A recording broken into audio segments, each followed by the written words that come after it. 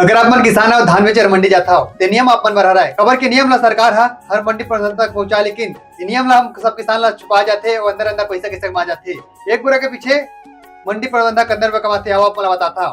किसान के धान ला लोडिंग करते तो 5 रुपये 15 पैसे मिलते, ढेर लगाते तो 3 रुपये 50 पैसे मिलते, बोरा में भरते और काटा करते तो 5 रुपये मिलते, तौलते और तौल के काटा उतारते तो 5 रुपये 75 पैसे मिलते, सिलाई करते तो 1 रुपये 97 पैसे मिलते, लेबलिंग करते तो 3 रुपये 15 पैसे मिलते, लोडिंग करते तो 6 रुपये 75 पैसे मिलते, स्टेकिंग करते तो 3 रुपये 50 पैसे मिलते।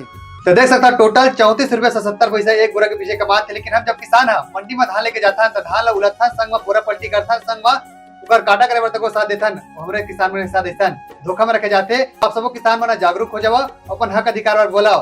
अपन धान जब वजन करा था तब 40 किलो 700 ग्राम देवा, न कि 41 किलो। आप मन सब आवाज उठाओ, वीडियो ला हर किसान तक पहुंचाओ ताकि नियम ला हर किसान जाना अपन हक अधिकार बर मांग सके। धन्यवाद।